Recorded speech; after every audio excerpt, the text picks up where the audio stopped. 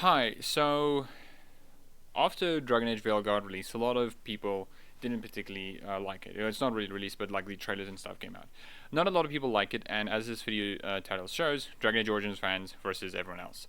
Now, I don't particularly like this framing because it's like, okay, it's sort of this divide that's talking about that does exist and whatnot, but it's like Dragon Age Origins fans are like battling people like who are like it's this weird framing that makes the Dragon Age Origins fans this sort of like, hey, we're the real fans or something like that. It's an implication of it, not an outright statement.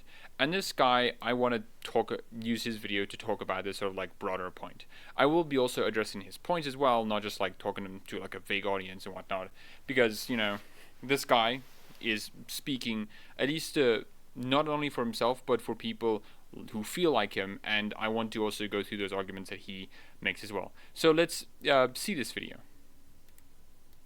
There's a very Also, the video will be in the description as well if you want to go check it out. So yeah. large elephant in the room that it seems not many people want to address, but I'm going to attempt to do that. I'm going to talk about the elephant in the room, which is an important one in light of the Dragon Age Veilguard review. I will be like just 1.5 times speeding it, just to, Deal. And that is a division between BioWare fans and a division very specifically between Dragon Age fans. You see, ultimately, although there are obviously exceptions here, much of the apprehension, much of the disapproval, much of the negativity coming from Dragon Age fans directed towards Veilguard is a residual effect of a division that occurred 13 years ago with the release of Dragon Age 2. You see, I have to confess, I count myself among those people. I am a fan of Dragon Age Origins, and yes, though I greatly appreciate and like the world of Thetis as a whole, and have clung on to the series for that reason, because I want to see how the story proceeds and how the lore and history is developed, ultimately, my allegiance lies to Dragon Age Origins. And I know in saying that, those words echo the words of... Now, I do want to say just quickly that I don't necessarily think if you like a specific game in the series more than the others, that like makes you not a fan, right? My favorite game is Dragon Age 2. My first Dragon Age game was Dragon Age Origins, and I'll get to them more later. But I love Dragon Age 2 like a lot. It's my favorite game. I'm just consumed by it. The characters live in my head rent free, and the story, the music, like everything about it is just like so. What is to me what I love so much about it, and what I would love this series to take. I love its combat system. I would have loved if the combat system for Dragon Age 2 showed the template for every single other game, and that to me is what I would love. But the thing is, I like all the Dragon Age games. Despite me only really liking Dragon Age 2 the most, because to me, each Dragon Age game is their own thing, but also it's a thing that they try to do different things and they accomplish those things very well. But we'll get more to that as the video progresses. I don't want to just like lay it all out many now. people. I see it in my comment section, I see it on other channels, and most importantly, I see these types of thoughts and words reflected in the very comment section of the official Dragon Age reveal trailer as well as gameplay trailer on the official Dragon Age channel. And not many people are willing to talk about this. Why does this division exist? Well, I mean, I don't think a lot of people are like unwilling to talk about it. It's just like, who cares, Ryan? And that may be more of a point to the Dragon Age Origins fans. Like, see, people don't care about Dragon Age Origins. They just don't want the game anymore. But the thing is, right, a lot of what Dragon Age Origins fans are like talking about is just like, I don't know. It feels like it's not really like seeing the forest where the trees are. But we'll get to that. I'm getting a bit of ahead myself. I did Dragon watch Age this Origins video beforehand, just to get a feel of it. So I know where I'll make the points. came out in 2009. Then, rather rapidly, Dragon Age 2 came out in 2011, a game that was absolutely rushed out the door. Despite that, it was halfway decent. But there were already many notable changes in that game. Very rapid button mashing combat being the most prominent among them, but there were others. Okay, so this is more of a minor point. Button mashing combat? Have you played Dragon Age 2? Dragon Age 2 is just like Dragon Age Origins gameplay, but like more stylized and asymmetrical.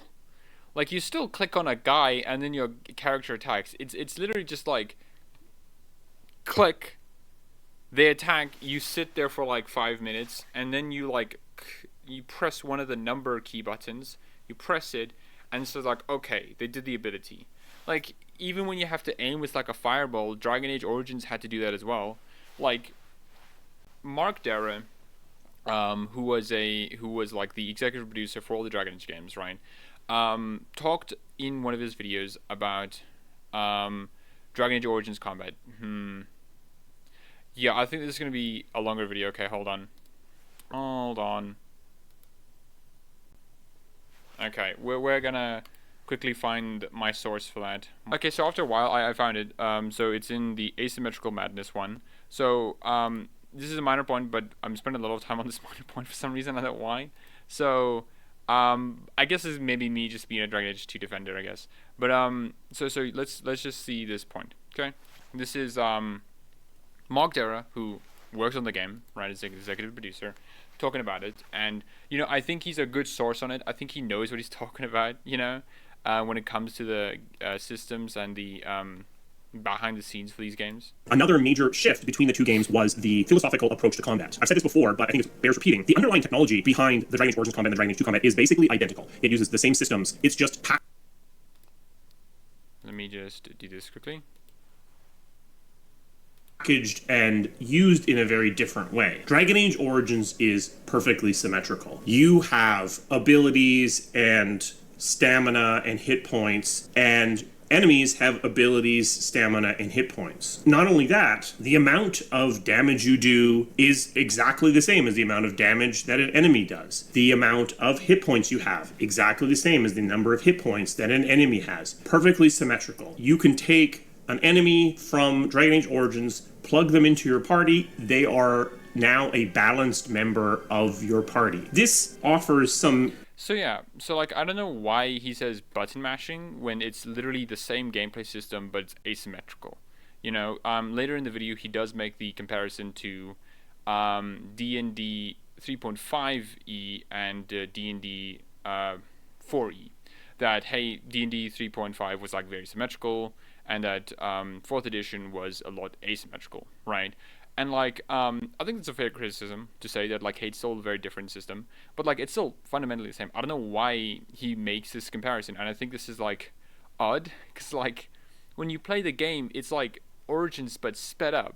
I think that's still a valid criticism to make of the game, but like why lie about it? And then we waited a few years, and then came Dragon Age Inquisition, which was in its totality a huge departure from Dragon Age Origins. Again, you had the button mashy combat, but the entire aesthetic that has so infused Dragon Age Origins seemed to be lacking.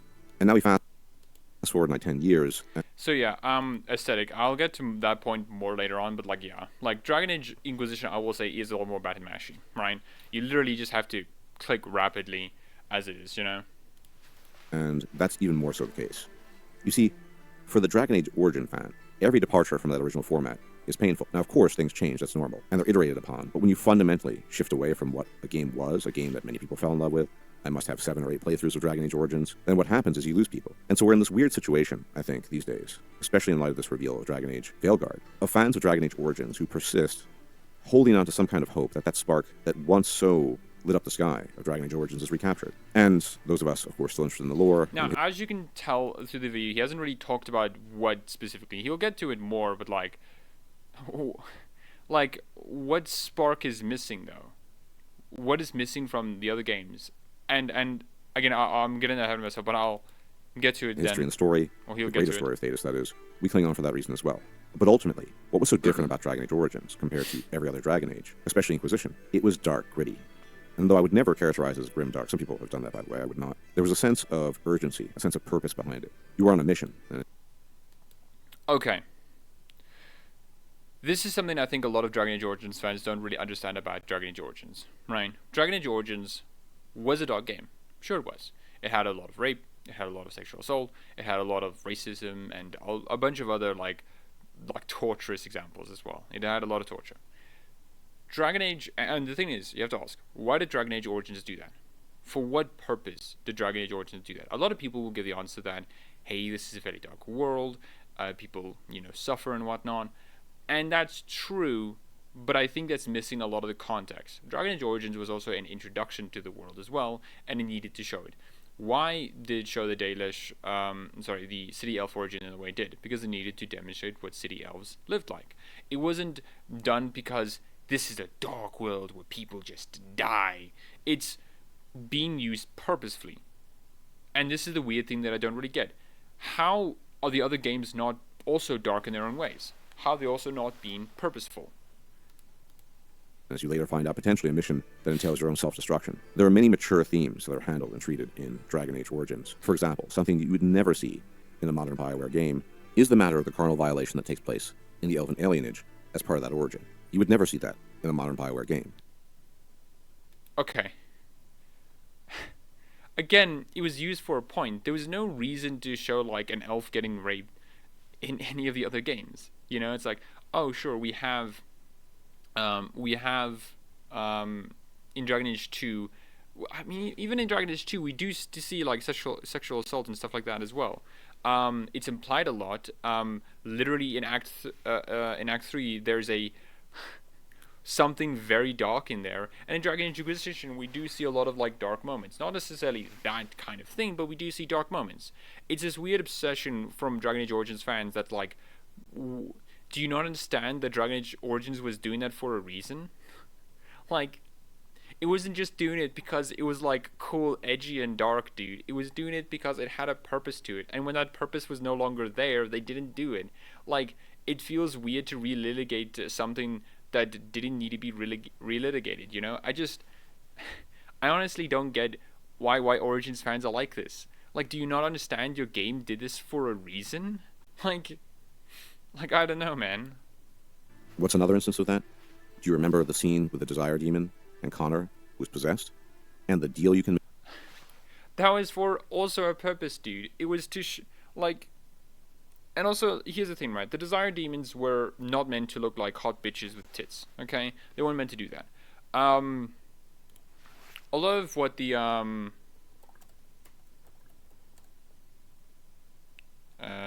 Slanesh. I have no idea. Yes, well, hey, there you go. A lot of the Desire Demons were supposed to look very androgynous, right? Something similar to this, where you can see that there's sort of like a female side to it, but also then there's like a male side to it as well. That there was this contrast, there was this androgyny. You know, that was David Gator's original intention. The artist then took and so that desire, you mean tits, my guy? It's like, sure, dude. Like, I guess that's also one, but like, the Desire Demons were there also for a reason as well, and they weren't supposed to look like hot bitches. They were supposed to exemplify the desire to become something like that. And again, like, I don't know, dude, like, we still see that in Dragon Age 2 as well. In Dragon Age Inquisition, we don't see that, because there was no real point for that. Sure, there were people who desired a lot of things, you know, but a lot of the demons that were involved made sense for why they were involved. You know, that Fear Demon made sense. That I can't remember that other demon that was in the Red Templars thing. Ishmael, the choice spirit, he was there as well. And like, we had a purpose to why the demons were there. Same for Connor, like being possessed and whatnot. Like, where in any other game was there a necessary need for it? The reason why Connor was possessed was because it escalated the stakes in there. Hey, Arlemon's now poisoned, and now you have his son, who is a mage, who then gets convinced by a demon to, you know, to basically save his father, but then, you know, to take over his body, right? It's like, okay, cool. That makes sense. It's perfect. It's logical. Where in any other game was that really needed? The story of Dragon Age 2 doesn't really have anything like that. Same with like Dragon Age Inquisition, and not even in the abstract sense. You know, like I don't get this weird obsession to have these dark moments that don't make sense to have. People who say Dragon Age Origins handles its dark themes poorly, I don't think understand Dragon Age Origins. I don't think they've played it or thought about it, because it does do it really well. But like, when it won't do it well is when it does it for no reason. That'll make those guys right. And I don't get why Dragon Age Origins fans keep doing this, dude. It's like, my guys, it's done for a purpose. It isn't done willy-nilly for random reasons. It was done for a reason. And Dragon Age 2 and Inquisition don't have those reasons there. Would it not undermine, and I know for a fact that if Dragon Age 2 and Inquisition just did those things haphazardly, right, just because it fit in theme, in brand, right, people would criticize that. even people like this guy, not this guy specifically, but like people who like Dragon Age Origins would then come and criticize and say like, hey, this isn't being used for a purpose. This isn't really understanding why Dragon Age Origins was dark.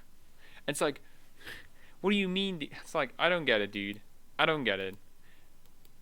Make with the desire to gain, particularly as a mage, to learn blood magic, all the while betraying Connor, or having to kill Connor because there's no other option, or the Landsmeet, where you have to choose between Alistair or Loghain, and you can even recruit Loghain and force him to become a Grey Warden. Much. What?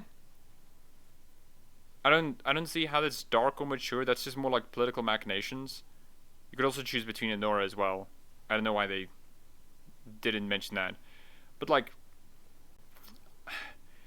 I want to ask the question: what is not dark about the other games? What is not dark about them? Because it still has to be justified. A lot of the Origins fans don't seem to actually say why it isn't dark or whatnot. They just say it isn't dark. Like, what makes those things not dark? What? And here's the thing, right? Like, I'll come back to this a bit later, but like I can get some points on Dragon Age Inquisition not being as dark, you know? I'll get to that point later. But like, people don't make those points. They just point and say, hey, it's not dark. It's not dark. And it's like, how though? Like, how? To everybody's chagrin. The man who basically killed Kaelin and Duncan at Ostagar. Never mind his betrayal itself. The intrigue, backstabbing, and dark politics. That was for a reason, dude. Like, we don't just have random backstabbings because it's dark in Dragon Age. We have backstabbings because it makes sense for the story.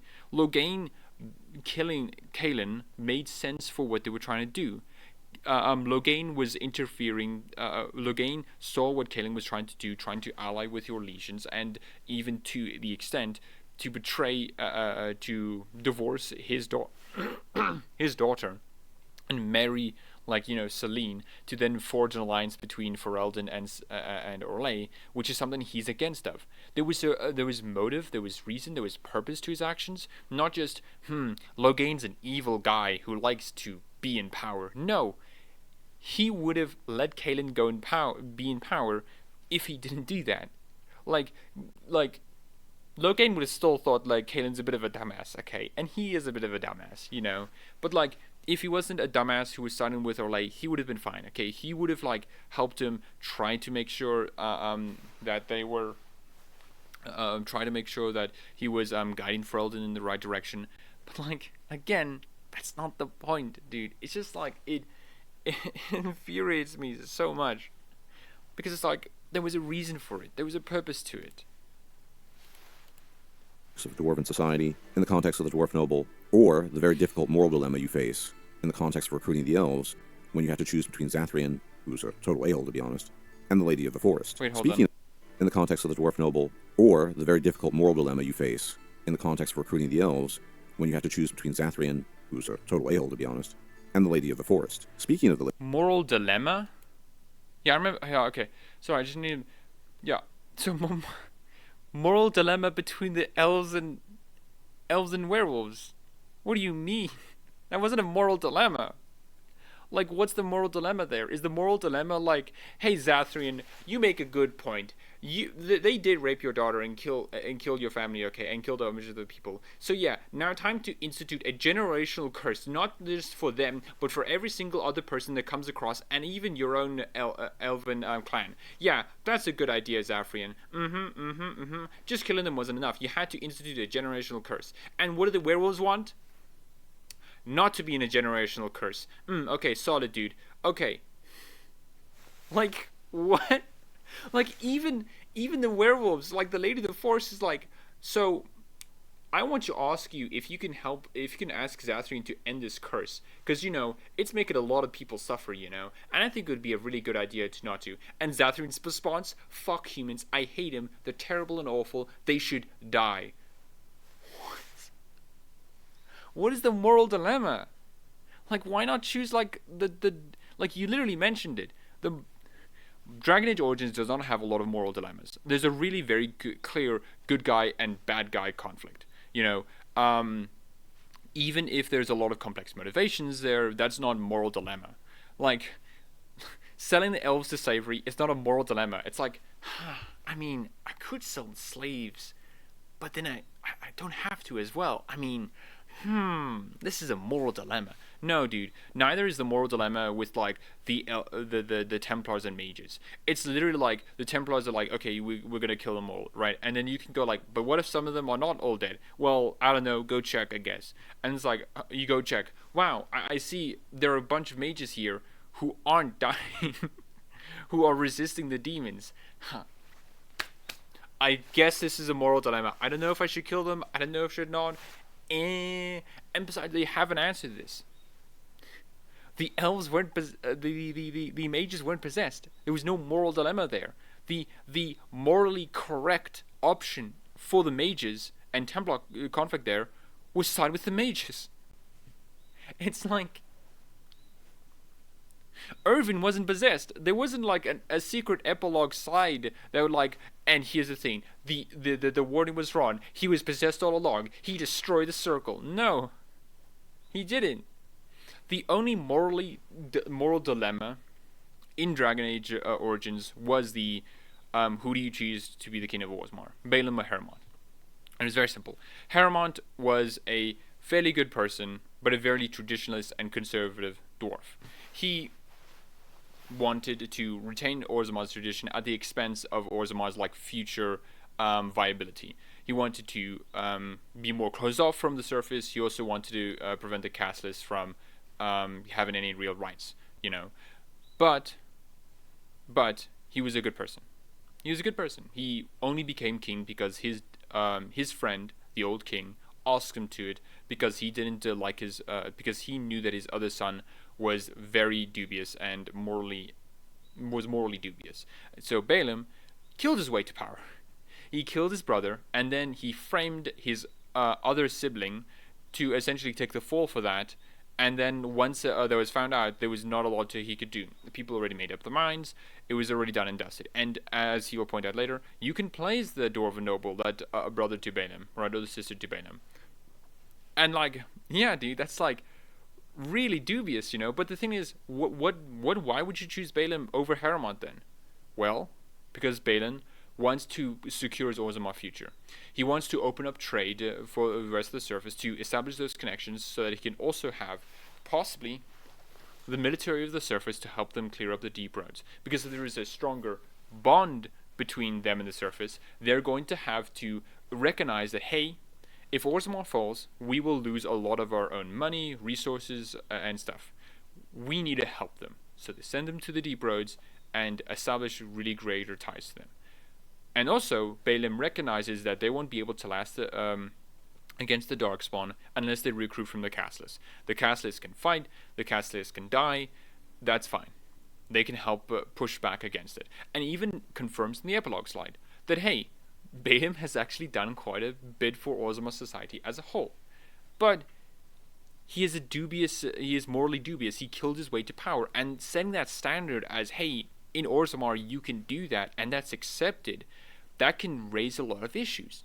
That is this is like a very good moral dilemma, and it makes the conflict of choosing who you side with really interesting, especially a lot of the factors that are involved, especially your own character. Like, it's a genuinely like amazing choice, and I love it so much. But that's the only choice that Dragon Age Origins has that is a moral dilemma. Urn of Sacred Ashes, taint them or not. One taints the holy relic of the chosen of Maker himself, and one doesn't. Like, why would you do the other one? So you can get a subclass unlock? Yes, dude. But like, it's nothing. It's meaningless. It's what is with this, like, there wasn't a moral dilemma with Dragon Age Origins. The thing that made Dragon Age Origins like, you could play the big bad guy and whatnot, and I think that was valuable. But the reason why I think that made sense for Dragon Age Origins is because you could still have an army. If you chose the werewolves over the elves, right? You could, you still have an army, right? If you choose the elves over the werewolves, you still have an army. And also, the third option, which is, you can also just like make peace between the dwarves and the werewolves and elves, which basically just means that, hey, you have the elves again. all roads, all decisions leads you having an army. There is no decision that doesn't lead you to having an army. Connor, if you kill Connor or if you kill Isolde, you still have an army. Sir, all Eamon's a bit of a steady spaghetti about it, but like you still have an army. Like, I didn't get this. Like, Dragon Age Origins had its choices for a purpose. It wasn't just like edgy for the edgy's sake. It wasn't a moral dilemma. It was just, hey, we have this thing, you know, these choices where you can like roleplay, and it makes sense to roleplay like this because you still get the intended outcome, right, which is an army. Like, I just don't get this, dude. I really don't get what he's trying to say. Lady of the Forest, as well as the Desire Demon. Do you remember the character designs? Dragon Age Origins did not shy away really from anything, least of all the carnal and the beautiful, amidst all the darkness. It was really a wombo combination of so many things coming. Yeah, it didn't avoid it because it needed to do it with a purpose. Like, what is this weird obsession with people, with Dragon Age Origins fans? Like, yeah, dude, it wasn't afraid of the carnal and the pleasurable. It had tits and it had gore. It was amazing. Yeah, it had tits and gore. Cool. It was there for a reason, though.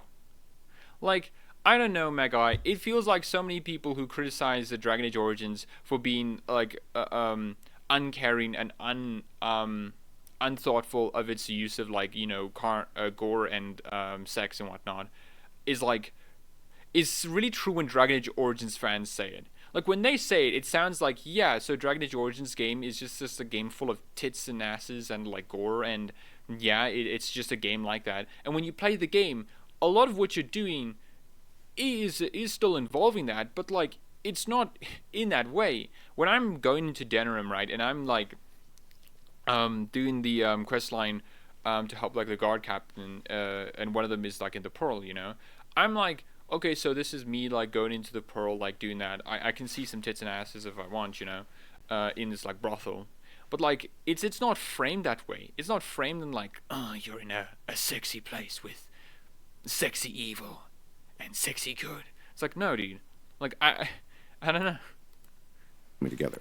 And on top of that, for many of us who enjoy tactical combat, that's inspired by classical And RPGs, there we go. The big reason Origins fans hate the future games is not because of anything else, not because of the lore, characters, or anything. It's because of the gameplay and the aesthetics. I guarantee you, if Dragon Age 2 and Inquisition did not change any art style, did not change any gameplay, people would have been fine with it. Sure, people would have still found an issue with it, but they would have been fine with it. Like, that's it. And like, that's the main issue that people have with it. It's the looks. It's the surface level details. It doesn't look like the Origins in a surface level way. And you know what? Like, I can agree to some extent on that, but Origins fans don't really make this argument. Because here's the thing, right? My reason for saying this isn't because I like the gameplay of Origins. It's more because I like consistency. My value for consistency is a lot higher than my value for the gameplay for Origins, right? My favorite gameplay for the entire Dragon Age series is Dragon Age 2. And when I play Veilguard eventually, I will still think, man, Dragon Age 2 is better than this. Because I like Dragon Age 2's gameplay a lot more. So, what is the problem? Dragon Age Origins and BioWare's problem broadly is inconsistency. This also happens with the Mass Effect series as well, but to a lesser degree. With Dragon Age Origins, I think it would have been a good idea to just basically have that gameplay system throughout the entire series, throughout the entire franchise, except for like maybe spin-offs where they're maybe like a bit more RTS focused or squad focused or something like that. I think it would have been better for that. And the reason why I say that is because, hey, you have this thing that you can do. My favorite franchise is Gears of War, and what Gears of War does a lot with its gameplay is that it involves and talks about it. It doesn't change it too rapidly. It adds new guns, new weapons, new dynamics to cover and stuff. It's really interesting, and they could have done that with Dragon Age Origins gameplay. We could have had a very improved, enhanced, evolved formula for Dragon Age Origins gameplay, and it would have been really interesting to see how they would have done it. We got to see some glimpses of this in Dragon Age Awakening with a lot more rider groups of enemies, where weaker groups of enemies supplemented by stronger enemy types within those, which allowed you to have a lot of use of abilities such as crowd control, like CC abilities, AOE's, and CC like yeah. Sorry, my basic point is that I think it would have been really valuable if Dragon Age Origins gameplay was, kept through. I don't think I would have liked it too much. I think for most things I would have been like, okay, I mean, it's cool, and it's also another valuable thing. It's recognizably Dragon Age, One of the big things that makes Gears of War very recognizably Gears of War is its aesthetics and its gameplay. When someone looks at Gears of War, they're like, yeah, that's Gears of War, And I think there's something lost with Dragon Age, because the thing that does unify them, and I think it still unifies us, is, world, lore, and story, and characters. Like, those things still unify all the Dragon Age games, but they're not visible. You can't really see lore, you can't really see characters and immediately know that they're very like similar and in line with Dragon Age's like ideas and concepts, But gameplay and aesthetics, that's recognizable. That's right off the bat. We can see it right now. This is what this game looks like. But like, we don't see that for the other ones, and I think it's something very valuable, because it can make it feel like the games are like related to each other in a much more deeper way. And I agree with that. I agree with that criticism. But Dragon Age Origins fans don't make that criticism. What Dragon Age Origins fans do is say the gameplay's bad and this gameplay was good. Like, their position is not with a position I think that should be taken, which is, hey, this gameplay is like good or whatnot. My guys, just say it, because it is good. I think Dragon Age 2's and Inquisition's gameplay is good. Say the bigger issue here is the inconsistency the franchise has. And it's just like, I don't know why people just don't focus on that more. For Mass Effect, it's a smaller issue. The Mass Effect series still look very similar to each other. Even Andromeda, people say Andromeda doesn't look like anything like the other Mass Effect games. It does. It looks like a Mass Effect game. But the gameplay and art style has like changed from game to game. It has shifted. Or Andromeda with the biggest departure. And like, this is a problem with BioWare broadly, because not having this unifying for their games makes it feel like these games aren't really related to each other in a very like surface level detail, even if they are on a much more deeper level, And then like, I can agree with that. But the thing is, like, that is all the Dragon Age Origins fans are really mad about. They're not mad about, because I do not think they're right on anything else they said. Dragon Age 2, Inquisition, and Veilguard all are still the same, fundamentally. They still have the identities, the concepts, the feel of a Dragon Age story, of the lore, of the characters. They still have that fundamentally. Their problem is that it doesn't look like it. It doesn't look like Origins. It doesn't have the gameplay of Origins. And that's fine, but just say that then. I don't know why people have to make it a bigger issue than it is, because it's not. Anyways, let's Dragon Age Origins did an absolutely fantastic job of that. Your companions are the best we've ever had in any Dragon Age series. Yes, there weren't as many of them, but they were witty, they had more. What? Dragon Age Origins had like the most out of any companions. Like, Inquisition had the same number. It was Dragon Age had the dog, Morgan, Alistair, Liliana, Sten, Ogren, Wynn, Zivran, and then it also had Logan as well, Alchemist Companion, and then you had the DLC characters. It's 10. It's 10. That's more than Inquisition's, which was 9, I think I'm missing another companion, I think. But, like, I don't know what this comment was about. Like, okay, what do you mean? I don't know. I don't get that comment. But like, what makes them better? I mean, let's more heart and spirit than any of them since then. And some of the conversations you'd have with them simply don't exist anymore. Do you remember the funny standoff between Sten and the female warden, where Sten says, I'm paraphrasing, that you can't be a warden because women are X in Kunari society? Now, the whole point of that dialogue is to rail against sexism, but it's done in a really funny and witty way. You would never see anything like that in a modern BioWare game, and certainly not in a modern Dragon Age game. Dragon Age Origins treats a lot of different topics. Okay, how? Like, that's not saying how it's better. Like, that's just saying, like, did you know Dragon Age Origins has like good companions? And like, yeah, I do know. I played it a lot. I'm aware. Every time I play Dragon Age Origins again, I listen to all the banter. like on YouTube, and I'm like, yeah, this is pretty good, you know. This is funny. This is insightful. It's amazing, you know. Why is Dragon Age Origins better than the other games though? What makes it better? Like he said that, hey, they do characters better. They're a lot more insightful. Like, what do you mean, dude? Like, and they're more funnier. Like, what do you mean, dude? Like, why are they better? Like, how were they not funnier? You have to explain why. You know, because I don't think there is any way that like Dragon Age Origins is better. Personally, I think all of them are like knockouts. You know, they're all amazing. You know, the issues with Dragon Age Origins, like I think Dragon Age Origins is still like on average like not as great, but that's simply because of the time period it was made in.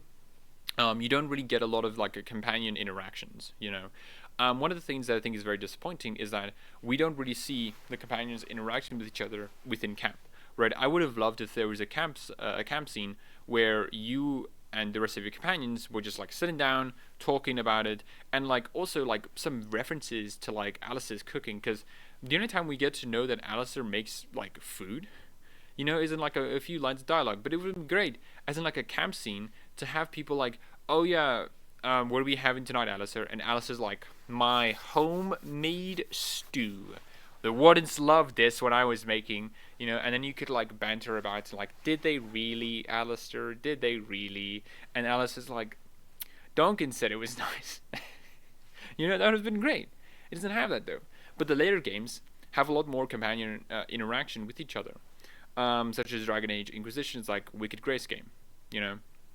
And as for like banter and conversations, like all of them are amazing, dude. Like I don't know what this guy is talking about. Like they're not funny or like the implication that they're not funny. Like I remember so vividly the conversation within Dragon Age 2, with Aveline and Isabella, and another one, just a quick one, which is like Fenris and Varric. Varric is just very funny, you know. But like Fenris, no, Isabella and Aveline, like at the end of the game, if you you know, help Aveline get a husband and stuff like that, Isabella will have a banter with her saying that like, oh, aren't you a big girl now, you know, it's all good. And then Aveline's like, you know, I would have like snide at you like before, but you know, I'm better now. I have a husband. I have a great life, you know, and I look good naked too. And then Isabel's just like, yeah, you know, I'm glad to see your confidence. And it's like, it's funny, dude. It's like legitimately so funny, you know. And there's other bits of dialogue with them, where it's like Aveline's saying to Isabel like, oh, why wouldn't you come to like my birthday parties or whatnot? And says like, well, you'll eventually have kids, and then I don't want to get into that conversation where your kid is telling you like, mother, what's a slattern? And then Isabel, and then Aveline just immediately retorts, well, my kid, that's a slattern. And it's so funny, it's so insightful, and it's just like such a good banter. And then you have like Dragon Age Inquisition, you know, which also just has like so many like great moments. Like Vivian and Dorian just like snide comments to each other about like, hey, Tevinter's better or Lay's better. And then like like this one end of it, where Dorian's like, okay, you know, Vivian, we have our differences, right? You think Ole's best, you know, I think you're wrong, stuff like that. But at least let's agree on this. At least we're not Antevans. In this like posh way, it's like legitimately like really funny stuff. So I have to ask, why? Why does he think that the other games don't have as good character writing or good characters? Because I just don't see it. I don't see it. Like there are some like companion quests that aren't really like great. I think like Varric's one in Dragon Age Inquisition could have been better, you know. It could have been in a more original place than just like in the hinterlands, you know. Like that could have been nice. But like I don't see that criticism. You know, he's not making that criticism. All he's saying is like vaguely gesturing that Dragon Age Origins companions good, others bad. But that's nothing. You know, like, what do you mean by that? How are they bad? You gotta explain that, you know? and he isn't explaining. He literally just moved on to the other topic, which is, and Dragon Age Origins is very mature. What? From sex to betrayal to murder to sacrifice to complex societal issues in a mature, thoughtful, and open manner. No other Dragon Age game since then has done that. Every game since then has been a departure away from that. In many ways. How exactly? How does it not have that? Like, each Dragon Age game has been a departure from that. Do you not remember Hawk's mother fucking dying in Dragon Age 2 in like the most horrific way possible? You know? Do you not remember the Mage Templar conflict within Dragon Age 2 and how like it moved the conversation forward with the regards to that, and how it described a cycle of violence, that if the Templars assume the mages are evil, that eventually the mages will start acting evil, like a real world issue today where, hey, if you treat a group of people as like evil people, that they will then act evilly. That's just how their environment then is structured to make them act, you know. And then when those people act on those evil tendencies, then the bigger group will then crack down on them more. Like, that's literally what Dragon Age 2 is about. It handles it perfectly, dude, and we see it. That and like and like the Qunari as well. Like, the Qunari are a different culture in so many ways, and that clash of the cultures is then like what sparks so much of the issues in Act 2, that eventually when it goes off is like the Qunari accept these two elves into their society and like, okay, cool, we'll accept you, you know, even if the Qunari, like, and I think the Aeroshock knows for a fact, like, yo, you're doing this like just ingenuously, but we're gonna accept you because, you know, we accept all, you know. And then he's like, okay, cool, I accept you. And then he just starts a war about it. But it's like, okay, I'm done. I'm pissed off. I'm going to just like get the thing that I need. Okay, if I don't find this book right now, okay, I am just done with this. Okay, like I don't know how he can say this. Dragon Age Inquisition, I can like see an argument for it. The open world for Dragon Age Inquisition really does fade a lot of those like topics into the background, because a lot of the time you're spending within Dragon Age Inquisition isn't really engaging in those topics. It's a lot of it is like walking around the hinterlands and the other open areas, right? So I can understand that argument, but it still does it. Like, you still see the political machinations and political backstabbings with the Orlesian part of the quest line. You still see that like betrayal and stuff within the Inquisition, and how they're being prevented from doing like objectively the good thing, which is saving the world, because like political forces outside them. And not only that, Crestwood within Dragon Age Inquisition is like done such a beautiful way of showing that sort of betrayal, and like not betrayal, but like, sorry, this is a long video. I'm making a Dragon Age Inquisition's Crestwood does a really good job at this, because, hey, what is Crestwood? What are one of Crestwood's things about? Well, it's about how a mayor who then had to make a very hard decision to flood a town to then, you know, to prevent the Darkspawn from really getting any foothold, you know, and that's what he did. He flooded the town, killed so I think thousands of people, or maybe hundreds. I can't remember the specific number, but he killed a lot of people because he made that choice. And then you can go in there and then talk about and judge him for that choice. Do you set him free because, hey, I mean, it was either that or have the Darkspawn kill a lot more people, you know? Or it was, hey, that was still a bad decision and you still should be punished for it. Or, hey, you shouldn't have done that decision at all, you know? It's like, it's like so complex, you know? And Dragon Age Inquisition has this as well. I don't think it's as prominent because the open world really makes it fade into the background, but like, I don't know, dude. And then you have other things like when you choose to side with the mages and you go to that like alternate timeline, right, or that future. I hate time travel, by the way. When you go to that alternate future, what do you see? Your companions are imprisoned, becoming and eventually when you find out, they're going to become red lyrium like shards to be harvested. And then a bunch of other stuff, which is like, oh yeah, and then you see everyone's like fucked up, you know? You see people sad, depressed. You see Connor kill himself if you saved Connor, you know? And it's like, dudes, this is like something that like I don't know, my guy. This is like such a big deal, you know. And then when you see the Templar side, you see the Templars being like manipulated, controlled, mind controlled and stuff like that. It's just like, okay, this is dark, you know. This is mature stuff, you know. But like, the games still cover it, you know. I don't get it. I genuinely don't get it. Why this guy has to like lie about it, you know? Like, again, this really does feel like it's just like they didn't really understand what Dragon Age Origins was trying to do. Dragon Age Origins wasn't dark for no reason. It was dark for a purpose, you know? I don't get it. Dragon Age since Origins has become castrated, which is why the people who fell in love with Origins don't really enjoy the franchise in its totality.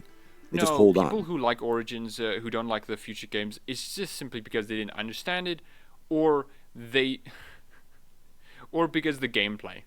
I guarantee you, if the gameplay was the same, they would be fine with it. They would be okay with it. They wouldn't really mind the changes, you know. It's just like, I don't know, man. Like I do, for the sake of the lore. We're hoping that there's some kernel of what used to exist that's preserved, that might persist, that we might take note of. Now, yes, there are some people out there that will say they like all of them, to an equal degree. And whilst that's possible, and they almost certainly have to exist just statistically, I think this division between Dragon Age Origin fans and Dragon Age After Origin fans is very prominent. If you look at media and how people talk, you can notice that a lot of the people who like Veilguard, or at least what they've seen so far. So, I'll let him finish this one down, but my most played Dragon Age game is Dragon Age Origins. I played it about 11 times. I played it 6 times. I played each of the Origins ones. I played the Dwarven Commoner again. I played another. I played a mage character. I then played a dwarf, another Dwarven Commoner, another Dwarven Commoner, and then I played another Dwarven Commoner. I'm gonna have my 12th playthrough again, which is also gonna be another Dwarven Commoner because hey, you know, I like that story. I like the dwarves. So I'll be playing Dragon Age Origins 12 times. I've played the other games like 3 times. I've played Dragon Age 2 like 3 times. I've played Inquisition like 3 times. Maybe 4. I can't remember. It was an elf. It was in a Canary.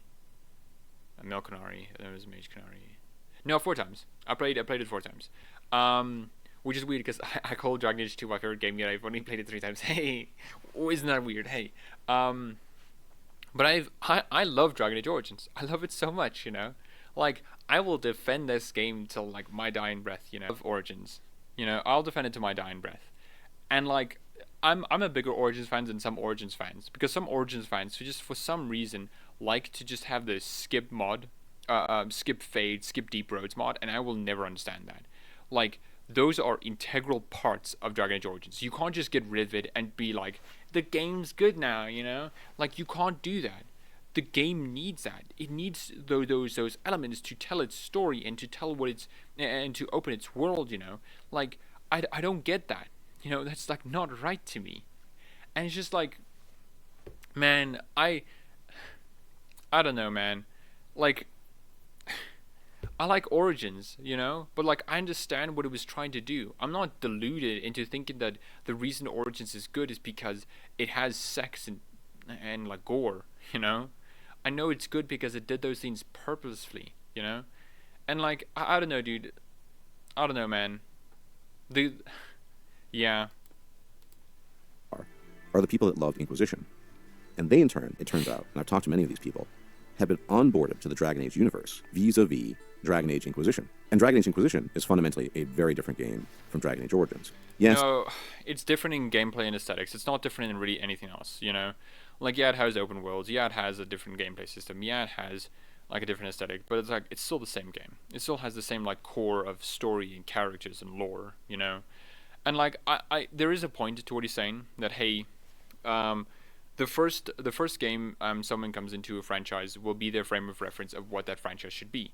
So for RPGs, right? When it's someone who plays an RPG and it's their first RPG, it's like, okay, this is what I will build my basis on an RPG. Even if it's not really something that they love a lot, it'll still be something that they refer to as what an RPG should be. Same with Dragon Age, right? For people who play Dragon Age Inquisition, right, they'll go into it and be like, okay, this is what Dragon Age is, and this is what Dragon Age should try to be.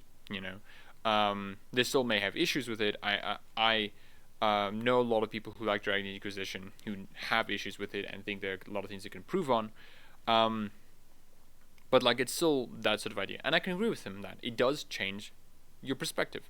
But the thing is, right, he's coming in with the perspective that these people don't understand what Dragon Age really is about, unlike me, which is like wrong. Like Dragon Age core, like its fundamental core identity is still there. Its world building is still there. Its characters are still there. Its lore is still there. Its story is still there. It's still there. That fundamental basis is still there. The gameplay is different. The aesthetics are different. But it's still there. Its core aspects are still there. And that's the issue I take with what he's saying right here, and with a lot of Origins fans, is this sort of like positioning Origins as the epicenter and what all Dragon Age games need to be, implying that the other games don't have those core concepts, which they do have those core concepts. They just don't have the gameplay and aesthetics,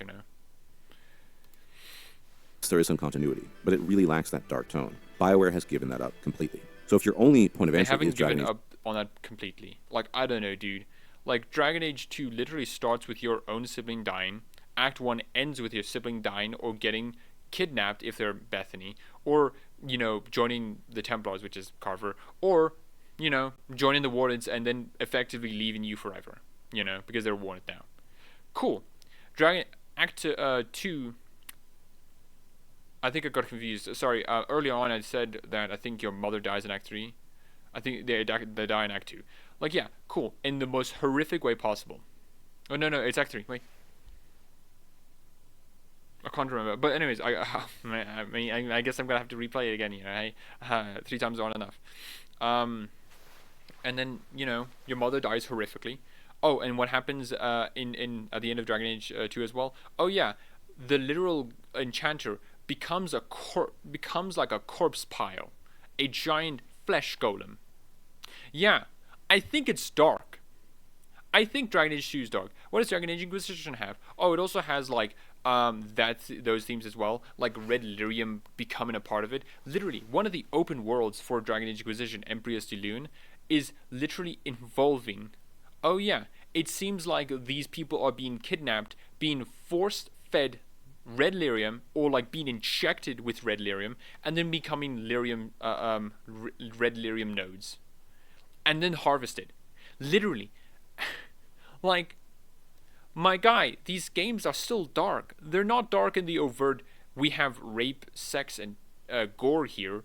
Like, I don't know, dude. I feel like so many Dragon Age Origins fans desperately want to just see the Broodmother each game and just like, congratulations, you did it, you did it again, BioWare. We have another Broodmother. We have another, like, the Broodmothers were there for a reason. It wasn't just haphazardly. Inquisition did not need the Inquisitor, like, strolling down the deep roads and then having a poem said to them and going like, yeah, I'm a woman. They raped me. And also they force-fed me my friends. And now I spawn Darkspawn. What? It doesn't need that. Inquisition did not need that moment. Like, Inquisition was not about that side of the dark elements of Dragon Age. It just, to me, just really baffles me why so many, like, Origins fans just constantly want this, because it feels like they don't understand what their own game was trying to do. Like, dude. Inquisition, and you really like that. There's no reason why you wouldn't like Dragon Age Veilguard, which is going to, in all likelihood, be an extension of that. But if your point of entry was Origins, and that's what you really liked. What a lot of people who got into Dragon Age Inquisition will like about Veilguard is a lot of the gameplay and aesthetics, right? I think it's very similar to it. Okay, so my laptop died. So that's why there's this weird, like, disconnect here. So we're just gonna get right into it. We're nearly done with the video. This has been a fairly long one. I wasn't expecting it to go for nearly an hour. It's very unlikely, in most cases, that you would have liked all the successive games that came after that. Okay, yeah, so I like the successive games, and I think why I like all the successive games is because of, like, a mind shift. Not a mind change. It's more because I was like, okay, played Origins. I was like, okay, time to now play Dragon Age 2. I played it. I was like, okay, this is clearly different. This is with a different character. They're voiced. Okay, I will then change my mind, my expectations from Origins, and I'll like accept it as I'm going. Right. For Mass Effect, I think it's very different, because you're playing as the same character throughout the entire trilogy, and so the mindset you have is very different.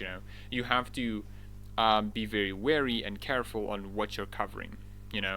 But for other games, like Dragon Age, which has like different protagonists and different settings within the world, it's like, okay, well, this is different, and that's why I think I was able to enjoy it a lot more. If I was very like the only game that should be called Dragon Age Origins is a sequel that has everything that like it in it, then yeah, sure, I would have been like that. But I broadened my scope on what a Dragon Age game should be rather than narrowing it, And it's also less likely that you're going to like Dragon Age Veilguard, because Dragon Age Veilguard is a modern game for a modern audience that's much more reflective of Dragon Age Inquisition and the imperatives of BioWare as they exist today. I don't know what he means by that. The implication I'm getting from that is like, hey, this is a modern game made for a modern audience. It's like, this is not Dragon Age Origins. Just like, yeah, dude, it's not Dragon Age Origins, but it's like not entirely divorced from it, Not 15 or 16 years ago. Many people have noted that over the years, the characters have become less and less sexy. Remember Isabel in Dragon Age 2? Do you remember how sensual Liana was? Or Morgan? What? I remember when I first saw this part in the video, I'm like, what are you talking about? I remember the cutscenes from Dragon Age Origins, for the sex ones. They're not sensual. It's two, like, stick figures, like, boning it out. There's literally, on Nexus, if you have an account, you can see the highest download mod out of all of them is the better sex mod. Like, Dragon Age Origins has like its sexy moments, like Morgan spilling her tits out is like very sexy, like I gotta say, personally, but like, I don't know, dude, like, and the point that this is being said is because like Dragon Age Veilguard's characters are not sexy, like, I don't know, Dragon Age Veilguard characters. Hey, okay, here they are. Open. That's not an open image. Okay. Okay, let's look at them. Holy shit, are they like these designs, my guy? How are they not sexy? The fucking sultry look on her face. What are you doing with them? Like those eyes, dude. Man, look at, holy. What is unsexy about them? Like, they look amazing. Like, I saw like on Twitter, right? So many people simping for Emmerich, the mage guy in the middle, right? The Necromancer, and it's just like, what do you like? I don't know, dude. Like they're hot, dude. Like they're very attractive, Like personally, I'm of the opinion, right? And this is like me personally. I don't think every companion has to be like very attractive, I don't even think every companion has to be romanceable, One of the cool things that I really liked about like Varric as a companion was that he was kind of ugly, or at least not attractive in the traditional sense, Let me Dragon Age to Varric. Like this is what Varric looks like. Like I don't know. I mean, he's not ugly, but like he's certainly not an attractive dude. There's something about him that just makes me feel like, I don't know. he has a bit of an ugly mug, but this Varric is like, oh, look at him. He's a bit of a handsome guy. Oh, that's a better image. But he's a bit of a handsome guy. Like look at him. like, and this is what I liked about it. Like, I liked him being a bit of an ugly dude, you know, or being at least unconventionally attractive, you know, because people still like find it hot in Dragon Age 2. It's not my thing, you know. But like, his chin is huge. Holy shit. But like, I like that in a lot of companions. Same with Ogryn, right? Like Ogryn, I think like is also like cool because like he's not in a very attractive companion, but also I have no idea how to spell Ogryn. Like he's not an ugly character, but like he's definitely not an attractive one. But I like how he looks, you know, and the fact that he's not romanceable, I think really adds to it because sometimes some characters are just not interested in you because you just don't fit the bill, you know. Like I don't know, I think they're too handsome, if anything. I think they're too beautiful, if anything, right? Because like, I don't know, like the only one that I don't particularly find that attractive is her. I can't remember her name, but that's because she exists, and she exists. You know, like why else would I be attracted to anyone else? You know, like I don't know, like I don't know what this comment is. Like if you look at them, they're clearly attractive people. Like I don't know, dude. I have no idea what this guy is talking about. Like, he doesn't explain in the video like why he thinks this. He just goes like, Or Zevron, they're unattractive. Remember, frankly speaking, that many of these characters look very beautiful. And also, here's the thing, right? Like, again, I don't know how you can find this unattractive. Like, here's the thing, right? I'm not into the dudes. I'm not into him. Emmerich. I don't know how to pronounce his name. I don't know how to pronounce his name. I'm just gonna say Draven, and that's a League of Legends character. I don't know. I don't like these guys. I'm not attracted. You know, no her because these ones exist. You know, they're just not my thing. But I understand why people can think that. I understand why people are attracted to them and why they like him. Zevran, I'm not attracted to Zevran. I am a straight man. Okay, Zevran is not my type. You know, no matter how many times he tries to seduce me. Okay, I'm just not interested. You know. But like I understand that people like him. I understand that people are attracted to him. But like I don't know how you can't understand how people are attracted to the Veilguard characters. Because like they look really good.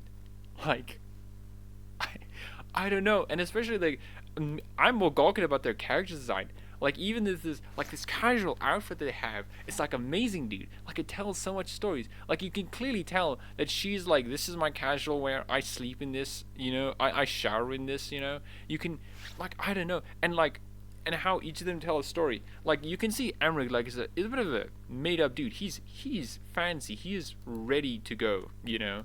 But like you can tell this guy, he has like a much more. He is a lot more focused on his attire and how he looks, you know. And I don't know, dude. It's just it's baffling to me. I don't know how you can't find them attractive, or at least understand why people find them attractive. It's such a weird comment. And especially when you compare it to like Dragon Age Origins, which is like the sex cutscenes in Dragon Age Origins is not that good. It's very awkward, you know. I'm standing there if I see someone come into the room, I'm like, I'm sorry, this is really bad. Okay, this is not good sex. Okay, I'm sorry. I'm not sorry because they're looking at sex. I'm sorry because it's bad, you know. The aesthetics as well has changed rapidly over the years. Yeah. In fact, I've seen many people in my comment section and elsewhere complain that the aesthetics of the characters in Veilguard do not appeal to them, that they do not want to romance any of them. And whilst a lot of people will simply dismiss those people as haters or something else, character design... I don't think they're haters. I just think they don't understand what people find attractive, you know? Like, I'm not into Sarah. Okay, Sarah is not like my kind of thing. I think her face, I'm not sure, I don't want to say it's pudgy or something like that. I don't know what you would describe it as. But I'm not into that sort of like facial structure. You know, that's just not me, you know? But a lot of people like Sarah. And when they explain to me like, oh, this is why I like her, and it's like, sure, you know, like, and like, she's kind of like, not spidery, but like twiggy and breakable and bent. It's like, okay, I mean, sure, I'm not into it, but like, you know, I'm glad you did. People like Zevran, I don't get it, you know, like, but people like him. I can understand why they like him. I don't really get it in like a I'm attracted to him. But I get in like I get why you like him.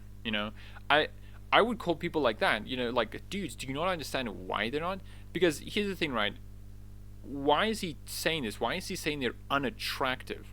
Because the only people I have seen who have called the Veilguard companions unattractive are people who think this is like a diversity, equity, inclusion thing, or some like wokeism or whatever, right?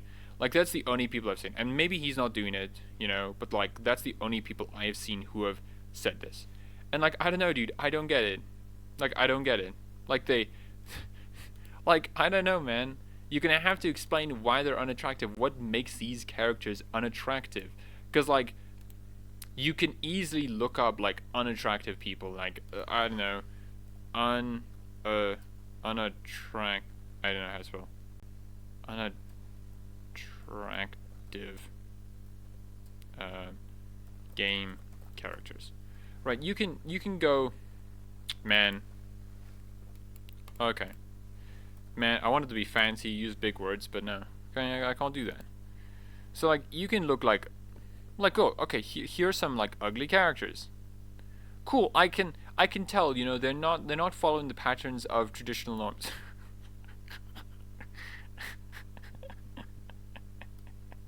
Like they're not following. he Marcus is not an ugly guy. He's a bit of a. That's something else entirely. Okay. I'm So like, okay, yeah, we see, we can look up ugly characters. So when we look them up, we can ask, well, what makes them ugly? Well, what makes them ugly is that they don't conform to traditional ideas of beauty, right, or handsomeness. Like, but like when we look at the Veilguard companions, what makes them like go against that buck? What makes them not conventionally like attractive, right? I don't know. They look like pretty beautiful, like I I don't know what makes them like out of line to like attractive to like beauty standards. I don't get it. I don't get where this is coming from. Like what makes them unattractive? What makes them like buck against the trends of what people should look like? They look like normal human beings, so I don't think that's the issue. Like I don't know. Holy shit, she's staring at me. Anyways, I don't get it. Don't get it. Are fundamentally different from the central carnal character designs that were present in Dragon Age Origins. I don't know, dude. I don't know, dude. I'm not gonna look like Desire Demons. Like yeah, the head tits, dude. But like I don't know, man. Like I think there's such a weird way to say it because like the Desire Demons, like all the demons are supposed to be like representations of, like emotions and whatnot. Pride demons. I don't know how that looks like pride. Maybe it's just me. But like you can see like huge giant dude, like intimidating, tall, and stuff like that. Maybe that can be like very prideful and stuff. Their backs are like literally straight constantly. They look like they're gonna topple at any moment. Rage demons literally lava pools. Like okay, I can understand like that. Desire demons are like focusing on like one aspect of desire, which is sex, and that's clearly not what they are about. Like, what was like sexual about Connor being possessed? Like there wasn't. Like, what? There was nothing being that. Like the desire demon looked like the generic idea, and if that was what like desire means, then sure. But that's not what desire means. Desire clearly means in Dragon Age a sort of like more metaphysical need, want, of something that's unattainable or out of reach, and like the desire demons on that, and you can say like, what about like Morgan and her tits spilling out? Like, yeah, but that was like one character. Every other character wasn't that. Like Wynn is like attractive, I guess, but like, yeah, I don't get what Zevran's obsession with her bosom. Okay, like that's just not for me, Liliana is like attractive as well, but like I don't think she's like sexy. I think she's more like beautiful, Alistair, I'm not gay, so nor am I a woman, so I don't get it. Zevran I don't get. Maybe Zevran I get more because he looks more of like this sort of like, oh, I will woo you in the dead of night or something like that, you know. Well, he's more Italian, so that wasn't right. But I can get that, but like not much else, you know. I don't get it, you know. He's not really explaining like what makes it sensual, like this is why it's sensual, or this is why the other games aren't sensual. This is like he's not answering this question, you know. He Again, is another point of departure here. And I think eventually, virtually all the fans of Dragon Age Origins will part ways with Dragon Age. All the fans of Dragon Age Origins who don't understand Dragon Age will depart. I'm a fan of Dragon Age Origins. Like, I haven't departed the franchise yet. I love it, and I think it's great and amazing. You know, I still have issues with it. I still think it sucks that the gameplay is inconsistent and whatnot. It's just like, man, I don't get it. You know, it feels like Dragon Age Origins fans just don't really understand it. You know, Age. Even those who cling to Dragon Age, such as myself, for the sake of the lore and the world. It's just a matter of time. From what I've seen of Dragon Age Veilguard, the companions do not appeal to me at all. I do not find them beautiful or aesthetic. I have severe doubts about the quality of the storytelling, and the game predictably is going to be a button-mashy mess in terms of combat, where you don't even control. the only one right thing in that entire statement is that it's button mashy. Like, yeah, of course, right? Now I'm gonna be a fan of that. Not necessarily. I think what I liked a lot about Dragon Age Origins was that it's very like, combat was very like, dun dun dun dun dun dun.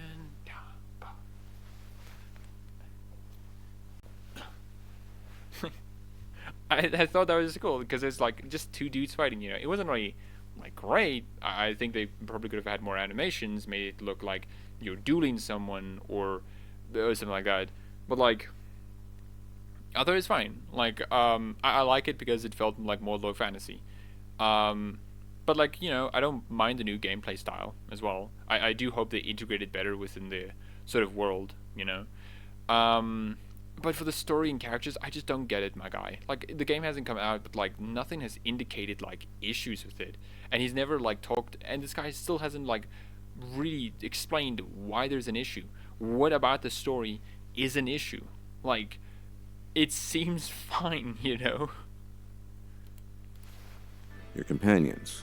For somebody who loved Dragon Age Origins and played it at least 7, perhaps 8 times, it has been a while, that's just a slap in the face. Rookie numbers. I have played it for 11 times. I'm gonna be 12 now. And people can he and ha all they want about this and pretend that this division doesn't exist, or that we who vastly preferred Origins are somehow insane, immoral, or just wrong-headed. But What? I've never like heard people say that, you know. All I've heard is people say like, Dragon Age Origins fans, if you do not care about this franchise, why are you here? Genuinely, why are you still here? Like, it's a solid question. I love Assassin's Creed. Like, to me, Assassin's Creed is like one of those franchises I love a lot. I love, like, even with its issues, I love Assassin's Creed 1. I love the Ezio trilogy. I love Assassin's Creed 3. I love it so much. You know, I haven't played Black Flag, but I know I'll love it as well. But like, I love those ones. But the franchise isn't me for anymore. Yeah, sure, Mirage is out and it's changed a lot of its gameplay to be more aligned with older Assassin's Creed games, but it's like, it's still not enough, and it's still not rectifying what I liked about the series. I didn't just like the Assassin stuff. I also liked the modern day stuff. I wanted that to be expanded. My idea was always that, hey, eventually we're not going to do the you know, Back into the Past, or what's going to happen is that we're going to slowly turn from, you know, the assassin plotline being a lot bigger and the modern plotline being a lot bigger, to eventually we're just going to be in a modern setting where we're going to play as Desmond, and we're going to do that. But that didn't happen. And what did I do? I'm not bitching about it. I'm not bitching about how my franchise is no longer mine. I left. It sucks. It really does. Because I still like Assassin's Creed games. I look at it and I'm like, man, that looks like a lot of fun, dude. I really want to play that. But then I'm like, it's not for me though. You know? And it sucks, and it does. But like, it's just not for me. But I think for a lot of Origins fans, they just don't understand their own game.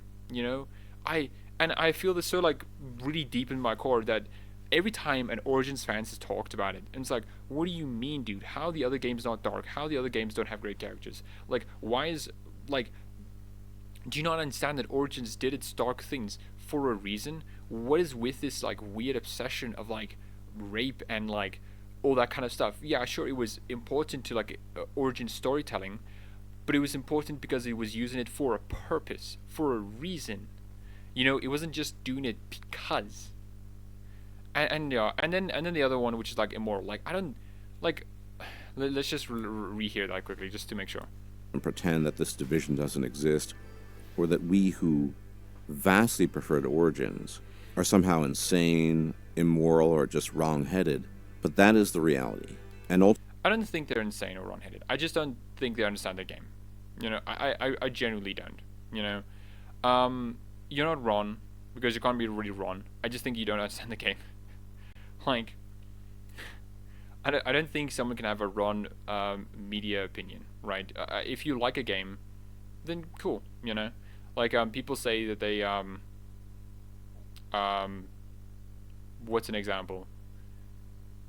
Okay, fine. I'm breaking it. So people say that they like Baldur's Gate 3 more than Dragon Age. I mean, sure, I guess. You know, but like that's their opinion. I can't really like say anything about it other than like I disagree. You know, and we can talk about it. But the disagreement lies is what are you fundamentally talking about? Why do you like one game more than the other? And is that right? Does that game actually do that? And for a lot of Origins fans, it's like I don't even think they understand their own game that well. You know, it's like I've played it 11 times. I've thought about it a lot, and I just don't see where these guys are coming from. You know. I really don't. It's just wild to me. But and then like I don't know, dude. Like it's fine to have your opinion. Like if your favorite game in the series is Dragon Age Origins, no shame, dude. No shade. I don't think any of the games are like bad at all. You know, it's like it's not like in Gears of War, right? Where if you say like Judgment, it's like, yeah, I mean like Judgment, really, dude. I mean like. I mean, you could like Gears of War 1, right? It's a bit less, like, evolved than the other games, but, like come on, dude. Judgment, dude? Like, seriously? Like, where that not necessarily is legitimate, but there's a lot more wrong with Judgment than there is, like, with the other games, you know? ultimately, as Dragon Age as a franchise moves further and further away from the original player base, it will become something else, and people like myself will disappear into the horizon. Which is fine, because there will be new players who will enjoy the button-mashy combat, care less about complex stories, dark and mature themes, and don't... Now, this is such a weird thing to say. It's like a weird diss without saying it's a diss. It's like, yeah, I mean, other fans will be there. They'll enjoy the button-mashing combat. They'll enjoy the dumbed-down stories. Like he said, like, uncomplex stories, but, like, you know, it's basically the same thing. And the non-mature themes. It's like, my guy, you might as well just say like, and these people will be little children who enjoy this once big boy game. Dude, Dragon Age is still a complex story, you know. It still tackles like mature themes, and like the button mash combat is the only right statement in that entire sentence, you know. But one part of your sentence being correct does not mean the rest is correct. Don't care about a lack of beautiful or aesthetic character. And that's another thing. And it's like, and then it's just like ends off with like, oh yeah, dude, and they will hate, and they also just don't care about like beautiful characters who look good, you know. My guy, just say you don't like the newer games and be done with it. Like, and all these things are just like wrong. I just don't get it, you know. Again, like, how is this ugly? I don't know, man.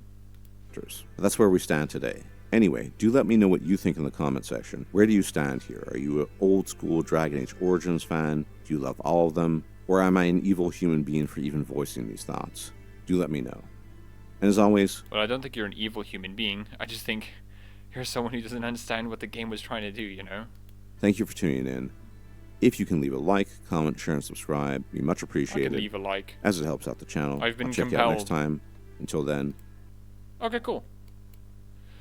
So yeah, I mean, I went through mostly through the video. I don't really think I have much else to say, and this has been a long one. But yeah, I just fundamentally I don't think a lot of Origins fans really understand their own game. They say they're a big fan of the game, yet for some reason they don't understand that the reason the game it is the way it is because it was doing it for a reason. It was doing it for a purpose. Additionally, a reason that does have to be involved is that the game is the way it is because, well, they didn't think there was going to be another Dragon Age game. They legitimately thought that, hey, we're probably going to do fine enough with Dragon Age Origins, but it's not going to warrant an immediate sequel. You know? We're probably going to be able to do it a few years down the line. And so they were in their perspective. They made a lot of the choices with that perspective in mind. And that's fine, But, like, that's really not understanding the circumstances in which the game is being built on. And to me, it's just like, man, I don't know, dude. I feel like the Dragon Age Origins fans have poisoned the well and polluted the discourse around Dragon Age, and they don't even understand their own game that well. It's frustrating, dude. This guy's played it like 9 times, and like, that's cool, but like, I don't know, dude. If you played it 9 times, I think you would have like caught on the stuff, I don't know. But yeah. So yeah, anyways, this has been me. A long video. I didn't expect it to go on this long, I thought it was gonna be like at most maybe like double the length of this video. But there was just a lot to talk about.